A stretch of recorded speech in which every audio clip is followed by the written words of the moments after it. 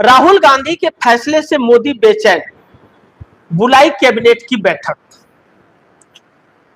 जब राहुल गांधी ने यह कहा कि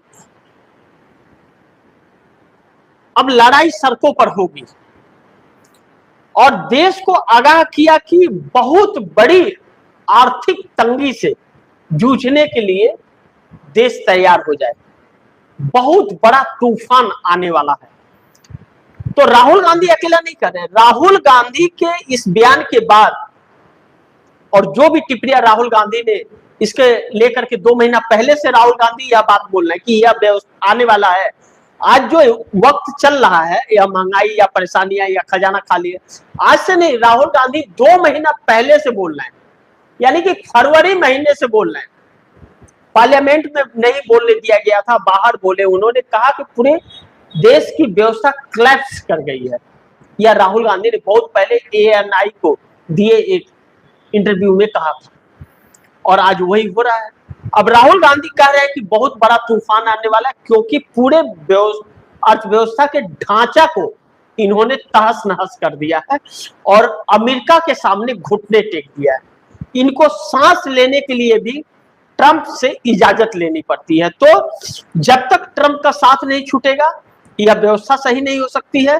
और ट्रंप का साथ छोड़ने का या ट्रंप का नाम लेने का मोदी के अंदर हिम्मत नहीं है, न 7 जन्म में वह हिम्मत होगी।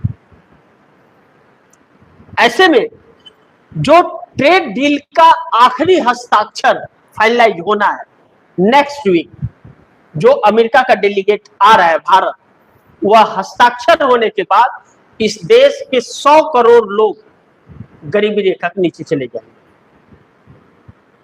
एक बहुत सोची समझी साजिश के तहत इस देश को फिर गरीबी रेखा में ले जाया गया है। जो गरीबी रेखा से निकाला गया था, जात पात भेदभाव से निकाल करके बाहर किया गया था देश को, उस देश को फिर एक बार उसी स्थान पर ला करके मोदी ने खड़ा कर दिया।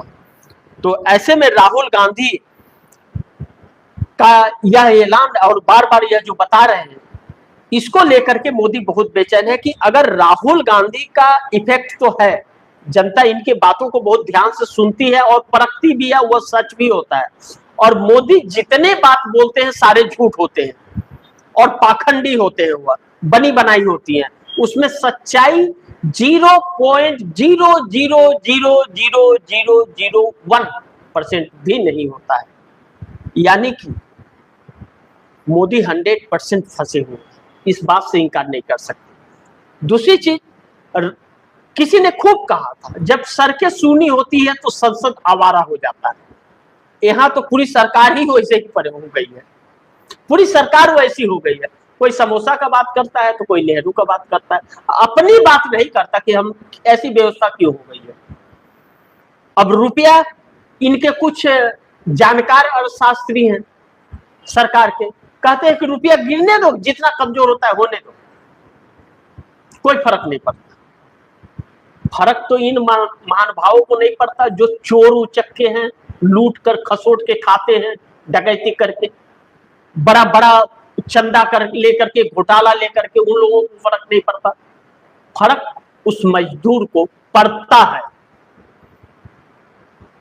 फर्क उस गांव में उस मजदूर को पड़ता है, फर्क शरीर में उस वर्कर लेबर को पड़ता है जो अपना गांव परिवार छोड़ करके 1500 किलोमीटर और 200 किलोमीटर आया है 200 और 300 400 रुपया का दिहाड़ी करने के लिए, उसे फर्क पड़ता है। इन लोगों को फर्क नहीं पड़ता है। तो वह अगर आ गए सड़क पर तो इनके लिए बड़ी संकट आ जाएगी। तो इसके लिए कैबिनेट की बैठक में यह लोग 2047 की बात कर रहे थे।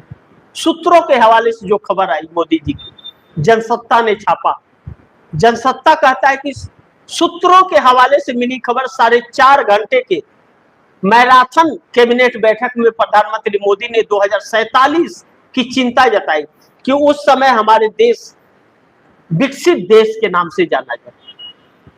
बाकी जो कर्म किए हैं वो आज जो भोग रहे हैं लोग, उसकी चर्चा नहीं है, उसकी चिंता भी नहीं है। कह रहे 14 से 26 के बीच में क्या हुआ उसको भूल जाओ, आगे देखो कि हम विकसित कैसे करेंगे।